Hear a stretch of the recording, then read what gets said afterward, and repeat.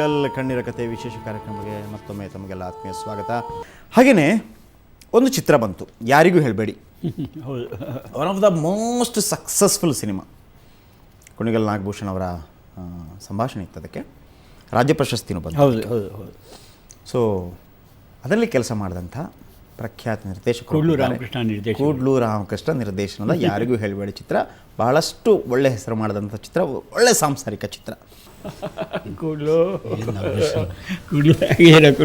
ಒಂದು ತಿಂಗಳ ಹಿಂದೆ ಸರ್ ಚೇಂಬರಲ್ಲಿ 1 ಗಂಟೆ ಇಬ್ಬರು ಹರಟೆ ಹೊಡೆದದ್ದು. 1 ಮಂತ್ ಆಗಲಿಲ್ಲ. ಸಪ್ರೇಟಾಗಿ ಒಂದು ರೂಮಲ್ಲಿ ಕೂತ್ಕೊಂಡು ಪುರಂದರದಾಸರದ್ದು ಸೀರಿಯಲ್ ಮಾಡ್ತಾ ಇದ್ದೀನಿ, ಸ್ಕ್ರಿಪ್ಟ್ ಮಾಡಿಕೊಡಿ. ಒಂದೇ ದಿವಸದಲ್ಲಿ ತುಂಬ ಕೇಳಿಬಿಟ್ಟು ತುಂಬ ಶಾಕ್ ಆಯಿತು. ಇಲ್ಲೇ ಇದರಲ್ಲಿದ್ದೆ ಗಾಂಧಿನಗರದಲ್ಲಿ, ಇಮಿಡಿಯೇಟಾಗಿ ಓಡಿ ಬಂದೆ. ಒಳ್ಳೆಯ ಸ್ನೇಹಿತರು ಜೊತೆಗೆ ನನ್ನ ಜೊತೆ ವರ್ಕ್ ಮಾಡಿರೋದು 3-4 ಚಿತ್ರ ಆಗಿರ್ಬೋದು. ಆದರೂ ನಾನು ಯಾವುದೇ ಫಿಲಮ್ ಅವ್ರಿಗೆ ಸ್ಕ್ರಿಪ್ಟ್ ಬೇರೆ ಕೈಲಿ ಮಾಡಿಸಿದ್ರು ಸಹ ಫೈನಲಿ ಇವ್ರ ಹತ್ರ ಹೋಗ್ತಿದೆ. ನಾಗಭೂಷಣ್ ತುಂಬ ಸೀರಿಯಸ್ ಆಗಿ ಬರೆದಿದ್ದಾರೆ, ಒಂಚೂರು ಟಚ್ ಅಪ್ ಮಾಡಿಕೊಡಿ ಅಂತ ಹೇಳಿ ಪಾಪ ಅಷ್ಟೇ ಇದರಿಂದ ಮಾಡಿಕೊಡ್ತಾಯಿದ್ರು. ಇಬ್ಬರು ಒಟ್ಟಿಗೆ ವರ್ಕ್ ಮಾಡಿದ ಯಾರಿಗೂ ಹೇಳಬೇಡಿ ಚಿತ್ರದ ಬಗ್ಗೆ ನಾನು ಹೇಳಬೇಕಾಗಿಲ್ಲ. ಇಡೀ ಕನ್ನಡ ಕುಲಕೋಟಿ ಗೊತ್ತಿಲ್ಲ, ಇಲ್ಲಿ ಕರೆದ್ರು ನಮಗೆ ಆ ಚಿತ್ರದಿಂದ ನಮ್ಮಿಬ್ಬರಿಗೂ ಸಾಕಷ್ಟು ಅಭಿಮಾನಿಗಳು ಆಗಿದ್ದಾರೆ ಅಂತ ಹೇಳ್ಕೊಬೋದು. ಆ ಚಿತ್ರ ಅಷ್ಟು ಒಳ್ಳೆ, ಅವರಿಗೂ ರಾಜ್ಯ ಪ್ರಶಸ್ತಿ ಬಂತು, ನನಗೂ ಅದರಲ್ಲಿ ಬಂತು. ಈ ಥರ ಸ್ನೇಹಿತನಿಗೆ ಹೀಗಾಗಿರೋದು ಕೇಳಿ ನನಗೆ ನಿಜಕ್ಕೂ ತುಂಬ ನೋವಾಗ್ತಾಯಿದೆ. ನನ್ನ ಕೈಲಾದ ಸಹಾಯ ನಾನು ಖಂಡಿತವಾಗಿ ಅವ್ರ ಮನೆಗೆ ತಲುಪಿಸ್ತೀನಿ. ಆದಷ್ಟು ಬೇಗ ಅವರು ಗುಣಮುಖರಾಗಿ ಇದೇ ಥರ ಲವಲವಿಕೆ ಆಗಿರಬೇಕು. ಬಿಡಿ, ನೋವು ಕಷ್ಟ ಬಂದೇ ಬರುತ್ತೆ. ಬಟ್ ಅದನ್ನೆಲ್ಲ ಮರೆತು ನೀವು ಬರೀ ನಿಮ್ಮ ಹಳೇ ದಿನಗಳನ್ನು ಮೆಳಕು ಹಾಕ್ಕೊಂಡಿದ್ರೇ ಸಾಕು ನಿಮಗೆ. ಅಲ್ಲ, ಇವತ್ತು ಭಾಳ ಖುಷಿಯಲ್ಲೂ ಕೂಡ ಇದ್ದರು. ಆದರೆ ನಮಗೆ ಕುಣಿಗಲ್ ನಾಗಭೂಷಣ್ ಅವರನ್ನು ಈ ರೀತಿ ನಾವು ನೋಡಿ ಗೊತ್ತೇ ಇಲ್ಲ. ಸ್ಕ್ರೀನ್ ಆಫ್ ಸ್ಕ್ರೀನ್ ಎಲ್ಲ ನಮ್ಗೆ ಹೇಗೆ ಅಂತಂದರೆ ಅದೇ ಪಂಚೆ, ಅದ್ರ ಮೇಲೆ ಒಂದು ಬ್ಲ್ಯಾಕ್ ಕೋಟು, ಅದ್ರ ಮೇಲೆ ಒಂದು ಟೋಪಿ. ಕುಣಿಗಲ್ ನಾಗಭೂಷಣ್ ಟಿಪಿಕಲ್ ಕುಣಿಗಲ್ ನಾಗಭೂಷಣ್ ನಮಗೆಲ್ರಿಗೂ ಗೊತ್ತಿರುವಂಥದ್ದು. ನಿಜಕ್ಕೂ ತುಂಬ ಇದಾಗುತ್ತೆ. ಆ್ಯಕ್ಚುಲಿ ಹೇಳ್ಬೇಕಾದ್ರೆ ಯಾರಿಗೂ ಹೇಳಬೇಡಿ, ಅರ್ಧ ಕತೆ ನಂದು. ಅವ್ರಿಗೆ ಕತೆ ಹೇಳಿದೆ, ನಾಗಭೂಷಣ್ ಕತೆ ಹಿಂಗಿದೆ, ಇದನ್ನ ಮುಂದುವರ್ಸೋಕ್ಕೆ ನಂಗೆ ಗೊತ್ತಾಗ್ತಾ ಇಲ್ಲ, ಏನು ಮಾಡ್ಬೋದ್ರಿ ಅಂದೆ. ನನಗೆ 1 ಅವರ್ ಟೈಮ್ ಕೊಡಿ ಸಾಕು ಅಂದರು. 1 ಅವರ್ನಲ್ಲೇ climax second half full totally change ಮಾಡಿಬಿಟ್ರು. ನೋಡಿದ್ರೆ ಆ ಕತೆ ಯಾರ್ದಾಗಿತ್ತು ಅಂತ ಅವ್ರ ಬಾಯಲ್ಲೇ ಕೇಳಿರ್ತಾರೆ.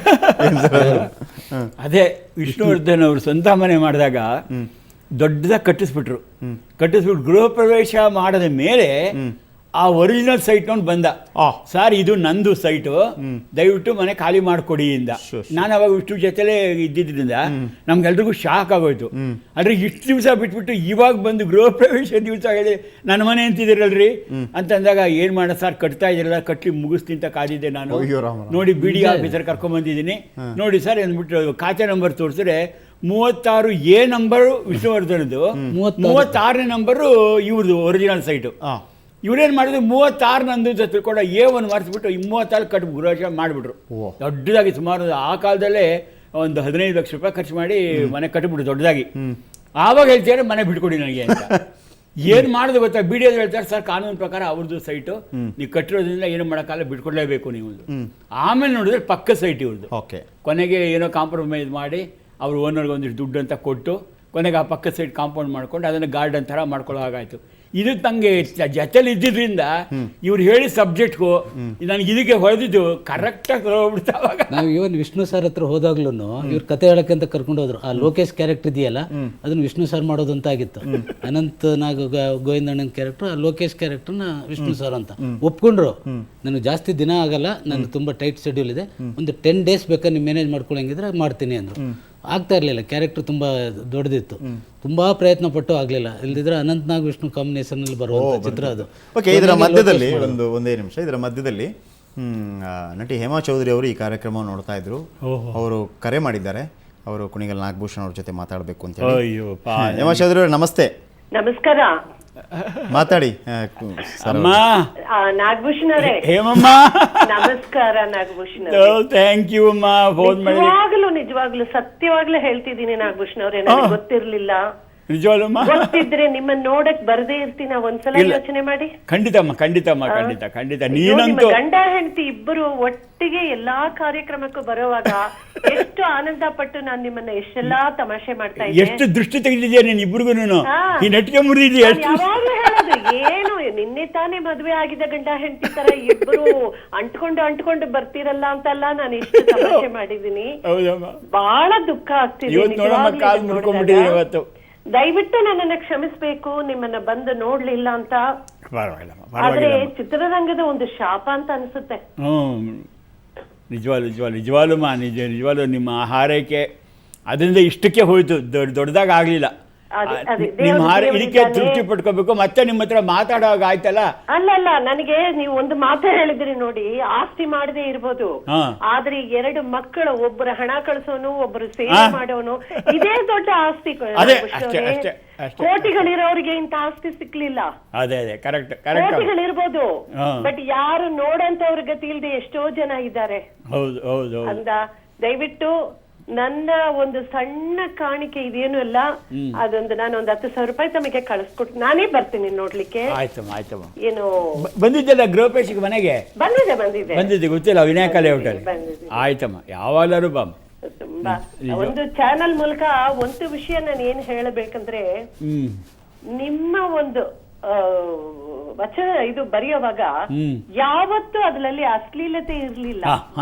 ವಲ್ಗಾರಿಟಿ ಅನ್ನೋದು ನಿಮ್ಮ ಡೈಲಾಗ್ಸ್ ಅಲ್ಲಿ ಎಂದೂ ಇರ್ಲಿಲ್ಲ. ಅಂದ್ರೆ ಎಲ್ಲರೂ ಕುಟುಂಬ ಸಮೇತ ಕೂತ್ಕೊಂಡು ನೋಡೋ ಅಂತ ಒಂದು ಸ್ಕ್ರಿಪ್ಟ್ ಅನ್ನೇ ಯಾವತ್ತೂ ನೀವು ಬರೀತಾ ಇದ್ದೀರಿ. ಅದು ಬಹಳ ನಾವು ಸಂತೋಷ ಹೆಮ್ಮೆ ಪಡೋಂತ ವಿಷಯ. ನಾಗಭೂಷಣ್ ದೇವರು ನಿಮ್ಮನ್ನ ಕಾಪಾಡ್ತಾರೆ. ತುಂಬಾ ಥ್ಯಾಂಕ್ಸ್. ನಮಸ್ಕಾರ. ಥ್ಯಾಂಕ್ ಯು ಹೇಮಾ ಚೌಧರಿ ಅವರೇ. ಸರ್, ಏನು ಹೇಳೋಕೆ ಬಯಸ್ತೀರಿ? ಒಂದು ಟೈಮಲ್ಲಿ ನಮಗೆ ಕುಣಿಗಲ್ ನಾಗಭೂಷಣ್ ಅಂತಂದರೆ ಇಡೀ ಅಂದರೆ ಹೆಸರು ಕೇಳಿದ ತಕ್ಷಣ ನಗು ಬಂದ್ಬಿಡೋದು. ಆದರೆ ಇವತ್ತು ಇಷ್ಟೊಂದು ವೇದನೆ ಇದ್ದರೂ ಕೂಡ ಅವರು ಇವತ್ತು ಎಲ್ಲರ ಜೊತೆ ಮಾತಾಡೋವಾಗಲೂ ಅಷ್ಟೇ ಭಾಳ ನಗನಗ್ತಾ ಭಾಳ ಖುಷಿಯಲ್ಲಿದ್ರು. ಹಾಗಾಗಿ ನಮಗೊಂದು ಸಮಾಧಾನ, ಅದೊಂದು ಸ್ಫೂರ್ತಿ. ಅವರು ಏನು ಹೇಳಿ ಬಯಸ್ತೀರಿ? ನನಗೆ ಪ್ರಾರಂಭದಲ್ಲಿ ನಾನೊಂದು 5-6 ಪಿಕ್ಚರು ಡೈರೆಕ್ಷನ್ ಮಾಡೋವರೆಗೂ ನಾಗಭೂಷಣ್ ಅಂದರೆ ಅವ್ರ ಹತ್ರ ಹೋಗಲಿಕ್ಕೆ ನಂಗೆ ಒಂದು ಥರದಲ್ಲಿ ಭಯ ಆಗೋದು, ನಾನೊಬ್ಬ ನಿರ್ದೇಶಕನಾಗಿ. ಯಾಕೆಂದರೆ ತುಂಬ ಬ್ಯುಸಿ ಇರೋರು, ಒಂದು ಎರಡನೇದಾಗಿ ದೊಡ್ಡ ಡೈರೆಕ್ಟರ್ಗಳ ಹತ್ರ ಎಲ್ಲ ವರ್ಕ್ ಮಾಡಿದವರು, ನಮ್ಮನ್ನೆಲ್ಲ ಹೇಗೆ ಟ್ರೀಟ್ ಮಾಡ್ತಾರೋ ಏನೋ ಅನ್ನೋದು ಒಂಥರ ಕಾಡ್ತಾಯಿತ್ತು. ಸರಿ, ಒಂದು ಸರಿ ಧೈರ್ಯ ಮಾಡಿ ಹೋದೆ. ಯಾವುದೋ ಸ್ಟುಡಿಯೋದಲ್ಲಿ ಸಿಕ್ಕಿದ್ರು, ಈ ಥರ ನಾನು ಪರಿಚಯ ಹೇಳ್ಕೊಂಡೆ. ಅವಾಗ ಗೊತ್ತು, ನೀವು ಗೊತ್ತಿಲ್ವೇನ್ರಿ ಅಂದರು. ಸರಿ, ಅವತ್ತಿಂದ ಹೋದು. ಆಮೇಲೆ ಸುಮಾರು ನೀವು ನಂಬ್ತಿರೇ ಇಲ್ಲ, ಅವ್ರ ಹತ್ರ ನಾನು ಹೋಗಿ ಬಂದ ಮೇಲೆ ನನ್ನ ಯಾವುದೇ ಚಿತ್ರ ಮಾಡಿದ್ರು, ಬೇರೆ ಸ್ಕ್ರಿಪ್ಟ್ ರೈಟರ್ ಹತ್ರ ಮಾಡಿಸಿದ್ರೂ ಸಹ ಕೊನೆಯಲ್ಲಿ ಒಂಚೂರು ಫೈನಲ್ ಟಚಪ್ ಅಂತಲ್ಲ, ಅದು ಇವರೇ ಕೊಡ್ತಾ ಇದ್ದಿದ್ದು. ಅದು ಅಲ್ಲದೆ ನಂದು ಒಂದು 3-4 ಚಿತ್ರಗಳಿಗೆ ಡೈಲಾಗ್ ಬರೆದ್ರು, ಸ್ವಲ್ಪ ಅಡ್ಜಸ್ಟ್ ಮಾಡ್ಕೊಳ್ಳಿ, ಇದು ಎಂಥ ಪ್ರೇಮವಯ್ಯ, ಹಲೋ, ಯಾರಿಗೂ ಬೇಡಿ, ಅವೆಲ್ಲ ಒಳ್ಳೊಳ್ಳೆ ಪಿಕ್ಚರ್ಗಳು, ಒಳ್ಳೆ ಕಾಮಿಡಿ ಫಿಲಮ್ಸು, ಸ್ವಲ್ಪ ಅಡ್ಜಸ್ಟ್ ಮಾಡ್ಕೊಳ್ಳಿ ಅಂತ. ಅದರಲ್ಲಿ ಕೆಲವು ಸೆಂಟಿಮೆಂಟ್ ಸೀನ್ ತುಂಬ ಚೆನ್ನಾಗಿ ಬರೆದಿದ್ರು. ಸುಹಾಸಿನಿ ಅವರು ತುಂಬ ಇಷ್ಟಪಟ್ಟರು. ತುಂಬ ಅಂದರೆ ಡೈಲಾಗ್ ತುಂಬ ಚೆನ್ನಾಗಿದೆ ರೀ, ಯಾರು ಬರೆದಿದ್ದು ಅಂತೆಲ್ಲ ನನಗಿನ್ನೂ ನೆನಪಿದೆ. ಯಾರು ಬರೆದಿದ್ದು ತುಂಬ ಚೆನ್ನಾಗಿದೆ. ನಾಗಭೂಷಣ್ ಈ ಥರ ಬರೀತಾರೆ, ಅವರು ಕನ್ನಡ ಮಾಡಿದ್ರು ಆಲ್ರೆಡಿ. ನಾಗಭೂಷಣ್ ಕಾಮಿಡಿ ಅಲ್ವಾ ಅವ್ರು ಬರೆಯೋದು? ಇಲ್ಲ ಮೇಡಮ್, ಎಲ್ಲ ಥರದ ಸಬ್ಜೆಕ್ಟ್ನೂ ಮಾಡ್ತಾರೆ, ಅಲ್ಲ ಕತೆ ಇದನ್ನು ಮಾಡ್ತಾರೆ ಅಂತ ಹೇಳಿದ್ದು ನನಗೆ ಅದು ಇನ್ನೂ ನೆನಪಿದೆ. ಬಟ್ ನನಗೆ ಒಂದು ನೋವು ಏನಂದರೆ, ಪಾಪ ಇಂಥ ಸ್ನೇಹಿತರಿಗೆ ಈ ಥರದ ಸ್ಥಿತಿಲಿ ನೋಡಬೇಕಾಯ್ತಲ್ಲ ನಾನು ಅಂತ. ಈಗ 1 ತಿಂಗಳ ಹಿಂದೆ ಸರ್ ನಾವಿಬ್ಬರು ಚೇಂಬರ್ನಲ್ಲಿ 1 ಅವರ್ ಸಪ್ರೇಟಾಗಿ ಒಂದು ರೂಮಲ್ಲಿ ಕೂತ್ಕೊಂಡು ನಾವು ಮಾತಾಡ್ತಾಯಿದ್ವಿ. ಮುಂದೆ ಫ್ಯೂಚರ್ನಲ್ಲಿ ಯಾರು ಇಲ್ದಿದ್ರು ಬೇಡ, ನಾಗಭೂಷಣ್ ಸೀರಿಯಲ್ ಇದೆ ಪುರಂದರದಾಸರದ್ದು, ನೀವು ಎಷ್ಟು ಮಾಡಿಕೊಡ್ತೀರೋ ಅಷ್ಟು ಎಪಿಸೋಡ್ ಮಾಡೋಣ ಹೇಳಿದ್ದೀನಿ. ನೆಕ್ಸ್ಟ್ 2 ದಿನಕ್ಕೆ ಕೊಡಲು ಒಂದು 250-300 ಎಪಿಸೋಡ್ ರೆಡಿ ಇದೆ, ನೀವು ಯಾವತ್ತಾರು ಬಂದು ತೊಗೊಂಡೋಗ್ಬೋದು. ಕೇಳಿ, ಇಲ್ಲೇ ಇದಲ್ಲ. ಹಾಂ, ಕತೆ ಹೇಳಿ, ಅದು ಎಲ್ಲಿ ಕಲೆಕ್ಟ್ ಮಾಡಿದ್ರು, ಇನ್ಫಾರ್ಮೇಷನ್ ಎಲ್ಲಿ ಸಿಕ್ತು ಅವ್ರಿಗೆ. 400 ಎಪಿಸೋಡ್ ರೆಡಿ ಮಾಡಿದ್ದೀನಿ ಅಂತ ನೋಡಿದ್ರೆ 1 ಲೈನ್ ಆರ್ಡ್ರ್ ತೋರಿಸ್ತಾ ಇದ್ದಾರೆ ನನಗೆ. ಈಗ 1 ಲೈನ್ ಆರ್ಡ್ರನ್ನೇ ತೋರಿಸ್ತಾ ಇದ್ದಾರೆ. ಅಷ್ಟು ದೊಡ್ಡ ಲೇಖಕ ನಮಗೆ. ಏನಪ್ಪ ಈಗ ಹೇಮಾ ಚೌಧರಿ ಅವರು ಹೇಳಿದಾಗೆ ಚಿತ್ರರಂಗದ ಅವರೇ ಹೇಳಂತೆ, ಎಷ್ಟು ಎಲ್ಲ ಕಲಾವಿದರು ಇವರ ಡೈಲಾಗ್ನಿಂದ ಸೈನ್ ಆಗಿದ್ದಾರೆ ನೋಡಿ. ಇವತ್ತು ಯಾರು ಅವ್ರನ್ನ ಅಟ್ಲೀಸ್ಟ್ ಒಂದು ಮಾತನಾಡಿಸುವಷ್ಟು ಒಂದು ಕರ್ಟಿಸಿ ಇಲ್ಲ ಅಂದರೆ ಯಾರಿಗೂ ಬೇಜಾರಾಗುತ್ತೆ. ನಮಗೆ ಗೊತ್ತು, ಅವರು ಡೈಲಾಗ್ನಿಂದ ಇವತ್ತು ಎಷ್ಟು ಜನ ಇವತ್ತು ಕ್ಲಾಪ್ಸ್ ಹೊಡ್ಸ್ಕೊಂಡಿದ್ದಾರೆ, ಅದೆಲ್ಲ ನನಗೂ ಗೊತ್ತು ನೋಡಿ. ಕೆಲವು ವಿಚಾರದಲ್ಲಿ ನೋವು ಆಗುತ್ತೆ. ಅದೇ ವೀಕ್ಷಕರೇ, ಅದೇ ಹೇಳ್ತಾ ಇರುವಂಥದ್ದು, ಈ ಹಿರಿಜೀವ ಬಯಸ್ತಾ ಇರೋದು ಅಷ್ಟೇ, ಒಂದು ಸಾಂತ್ವನದ ಮಾತು ಎಲ್ಲರಿಂದ ಬರಬೇಕಿತ್ತು ನನಗೆ ಅನ್ನುವಂಥದ್ದು. ಅಂಬರೀಷ್ ಅವರ ಬಗ್ಗೆ ಕೂಡ ಒಂದು ಹುಸಿಗೋಪ ಇತ್ತು ಅವರಿಗೆ, ಏನು ಮಾತಾಡಿಸಿಲ್ಲ ಅಂಬರೀಷ್ ಅನ್ನುವಂಥದ್ದು. ಅಂಬರೀಷ್ ಕಾರ್ಯಕ್ರಮ ನೋಡಿದ ತಕ್ಷಣ ಫೋನ್ ಮಾಡಿ ಮಾತಾಡಿದರು, ನನಗೆ ಗೊತ್ತಿರಲಿಲ್ಲ, ನಾನು ಬಂದೇ ಬರ್ತೀನಿ ಅನ್ನೋಂಥ ಮಾತನ್ನು ಹೇಳಿದರು. ಹಾಗೆಯೇ ಸಾಕಷ್ಟು ಹೀರೋಗಳಿದ್ದಾರೆ ಇವರ ಸಂಭಾಷಣೆ ಮೂಲಕ famous ಆದಂಥವರು, including Jaggesh also.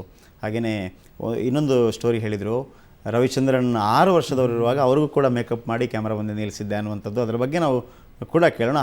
Kulluru Ramakrishna ಅವರೇ ನಮ್ಮ ಜೊತೆ ಇಷ್ಟೊತ್ತು ಬಂದು ನಿಮ್ಮ ಒಂದು ಅಮೂಲ್ಯ ಸಮಯ ಜೊತೆಗೆ ಖಂಡಿತವಾಗೂ ನನ್ನ ಕೈಲಾದ ಸಹಾಯನ ನಾನು ಅವ್ರ ಮನೆಗೆ ತೊಗೊಂಡೋಗಿ ಓಕೆ ಇನ್ನೊಂದು ವಾರದೊಳಗೇ ನಾನು yes thank you very much. ಹಾಗೆಯೇ ಈಗ ಇನ್ನೋರು ಪ್ರಖ್ಯಾತ ನಿರ್ದೇಶಕ ಭಾರ್ಗವ ಅವರು ಈ ಕಾರ್ಯಕ್ರಮವನ್ನು ನೋಡಿ ಬಂದಿದ್ದಾರೆ. ಅವರು ಕೂಡ ಕುಣಿಗಲ್ ನಾಗಭೂಷಣ್ ಅವರನ್ನು ಮೀಟ್ ಮಾಡಬೇಕು ಅಂತೇಳಿ ಬಂದಿದ್ದಾರೆ.